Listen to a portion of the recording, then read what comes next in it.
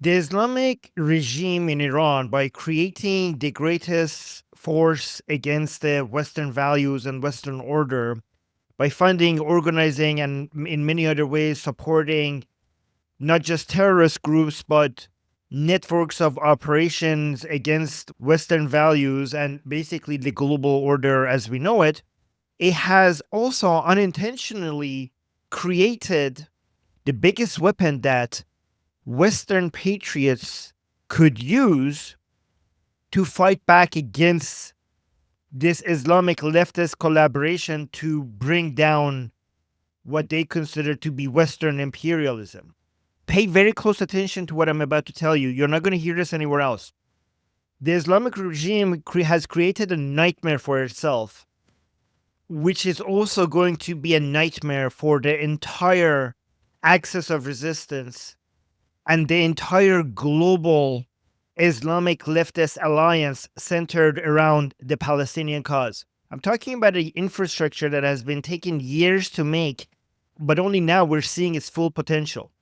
And this is a network that will act as a force not just against the Islamic Republic, but against the entire network of operations built with years of funding and political activism to create the axis of resistance or the Palestinian cause network, which, if you don't know, by the way, has nothing to do with liberating Palestinians or creating a nation state. It's just an excuse to bring all anti-Western forces together to bring down what they call the empire.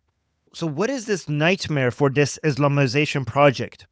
If you're a patriot in one of these Western countries and you're very concerned about the influence of Islam in your country, this is for you. For years, the Islamic Republic has caused many Iranians to leave Iran. On an average, this is a group of people that are very secular and very pro-West. And they're extremely anti-regime. So the regime didn't mind these people leaving because they considered them to be a bigger problem if they were inside Iran anyways. But what they didn't anticipate is that these people are going to turn into a bigger nightmare outside of Iran.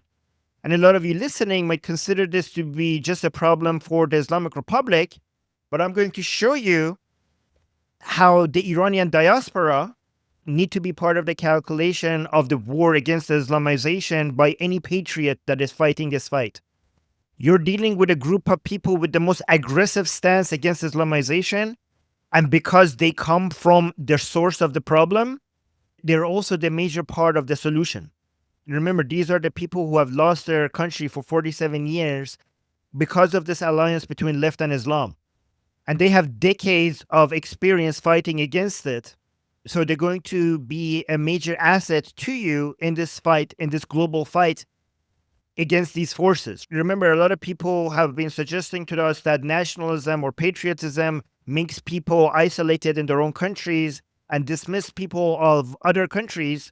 However, what we're seeing instead is that patriots of the world are uniting against this leftist Islamic alliance. So Iranian patriots outside of Iran, and I'll tell you about Iranians inside Iran soon, but Iranian patriots outside of Iran need to be part of this fight with other patriots around the world against this anti-patriotic movement that is spreading globally. So let me first tell you that how the regime has created this nightmare for itself, but then also explain why this goes much further than the Islamic regime, why it is a force against the entire global Islamic and leftist movement. So the Iranian diaspora has become a major political force because they're united and act as a voting bloc. And they're using this political force against the regime, which has a significant influence in Western governments move closer to anti-Islamic regime positions. And more than that, against the wishes and the efforts of the regime, they have remained very connected to Iranians inside Iran through a massive network of Persian language satellite TV stations and being extremely active on different social media platforms. The Iranians inside and outside of Iran have become more and more connected than ever before. The connection that I'm noticing right now between the Iranians inside Iran and outside of Iran is so much more significant than just 5 years ago. And this has had two impacts.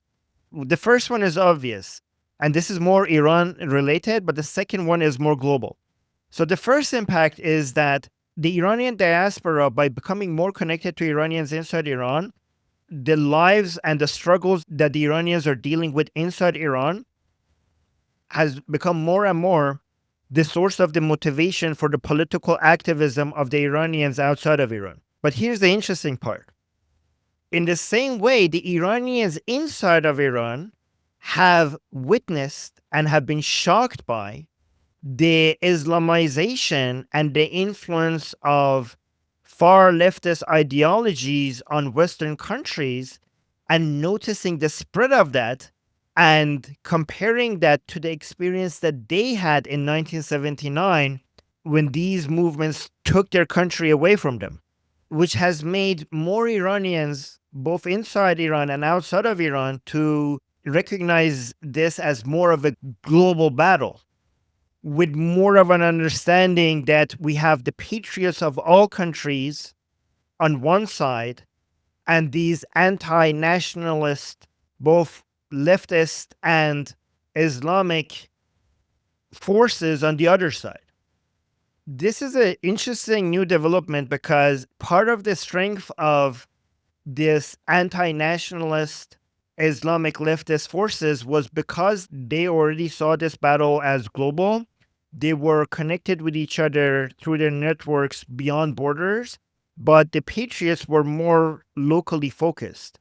But now we can see patriots are also not letting their nationalism to get in the way of global cooperation. They're creating their own global networks as well against these forces. Beyond just being a voting bloc, the Iranian diaspora now has a lot of political activists, lobbying networks, and second and third generation Iranians are now increasingly becoming politicians in the countries that they're in, which is a big deal because a lot of migration from Islamic countries has also brought a lot of politicians from their forces to be inside the halls of power in Western countries. You can see there's a lot of resemblance here, but in opposite directions. They have their networks, we have our networks, they have their lobbying groups, we have our lobbying groups, they're getting elected into office in Western countries, we have our people being elected into office in these Western countries. All of this directly influences policy. However, one of them is anti-Western and against all of the values that made the West great. But the Iranian diaspora have Western values and, in fact, are trying to fight to bring it back into Iran. But they're also fighting for them everywhere because more than anyone else, the Iranian people have seen what happens to a society when these values are taken away. Beyond being a voting bloc and all the activists and all the lobby groups and the fact that they're also getting elected into office, we also see a huge level of organizational ability with the protests. Here's another comparison that we could make to the pro-Palestinian movements. You can see all the protests that they have waving the Palestinian flag without a single flag of the country that they're in, by the way. But you also now see the largest protest in history of Western countries by a diaspora is being done by Iranians. And you can see their protest includes the lion and sun flag of Iran, but it also includes the flags of United States, flags of Israel, but also importantly, the flags of the country that they're in. A major difference between these two forces, by the way, is that the pro-Palestine lobbying, protest, activism, and all other political activities are funded. They're funded and organized from the top down, and you could track it back to Qatar, the Islamic Republic, China, Russia, and all of the enemies of the West. And it's being organized from the top down. However, this digital infrastructure and the political network that the Iranian diaspora has created has all been organic and from the bottom up. And there is no major funding other than small individual donations, which might sound as a weakness. However, I see it as a strength because it means that it's sustainable. It means that it's genuine. It took a while for us to get here because the pro-Palestine networks The pro-Palestine network and infrastructure and the political activity, all of that took years of experience and trial and error and funding. That they have decades of experience. And we didn't have any of that. And that's why it took so long for us to get here, where it was slow at the beginning, but then all of a sudden, when it appeared big, seemingly out of nowhere. It's competing in strength and crowd sizes and the level of political influence with the pro-Palestine Islamic leftist networks that has been created, that has been worked on for all of these years. Guys, we can't underestimate them. They have years of political experience. They have years of funding, years of network building, years of political operations. You cannot underestimate that as a political force. The fact that all of a sudden, in the past 3 years, we managed to get to their level and we're such a big force against them everywhere demonstrates something that I'm going to get to right now. And this is the major part that you need to pay attention to right now.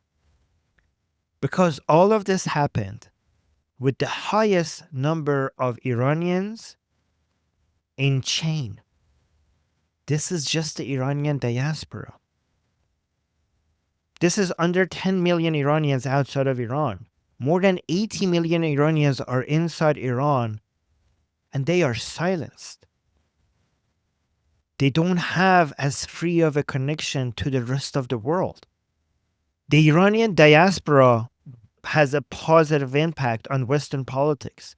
Because of the horrible experience that we have gone through, it's a movement that makes the West again. But imagine the influence that we Iranians will have once the voices of more than 80 million Iranians inside Iran is unleashed upon the world. Once we add them to this fight as well. We are all here fighting against the ideas that threatens civilizations, and we're getting stronger and stronger every day. However, a major part of this army is in bonds inside Iran. I just want you to imagine unleashing them upon the world.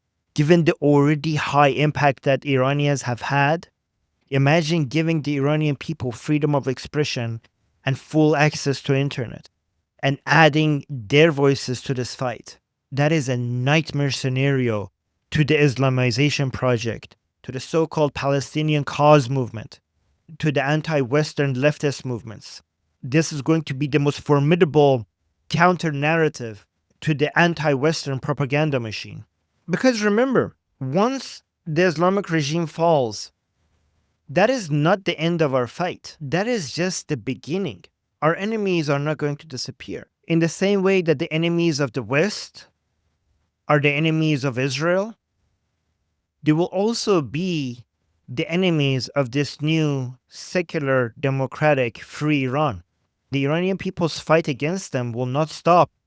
In the same way that the Jewish people's fight against their enemy didn't stop with the foundation of the modern nation state of Israel, Iranian people's fight against our enemies is not going to stop. In the same way that for Jews, it only turned into a more fair fight because now they had their nation back and they could fight against their enemies from a stronger position. We Iranians will also be able to get our nation back, and we're going to be a lot more equipped to fight back against this death cult. And our battle is global because our enemy is global. And to fight a global battle, we need global allies.